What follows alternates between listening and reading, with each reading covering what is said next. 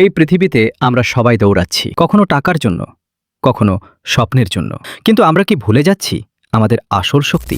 আজ আমি আপনাকে শোনাবো এমন এক ইতিহাস যেখানে একটি দোয়া বদলে দিয়েছে একজন মানুষের জীবন। অনেক বছর আগে একজন যুবক ছিল। তার জীবনে ছিল শুধু কষ্ট আর ব্যর্থতা। চেষ্টা করেও সে কিছুই পেত না। মানুষ তাকে অপমান করত।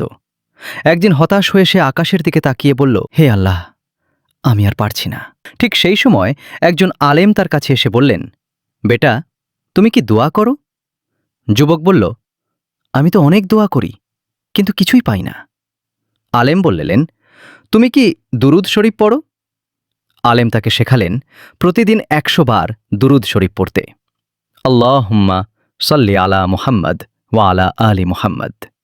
আর সাথে এই দোয়া, রব্বি ইন্নী লিমা আনজালতা ইলাইয়া মিন খাইরিন ফাকির। কিছুদিন পর অবিশ্বাস্যভাবে তার জীবন বদলাতে শুরু করল। তার মন শান্ত হল, কাজে বরকত আসলো, মানুষ তাকে সম্মান করতে লাগল। আমরা আজও সেই ভুলটাই করছি। আমরা চেষ্টা করি, কিন্তু আল্লাহর সাথে সম্পর্ক ঠিক করি না। দোয়া শুধু শব্দ না, এটা বিশ্বাস। আজ থেকেই শুরু করুন, প্রতিদিন দুরুদ শরীফ পড়ুন। দেখবেন আপনার জীবনও বদলে যাবে। এই ভিডিওটি শেয়ার করুন আর আল্লাহর পথে ফিরে আসুন।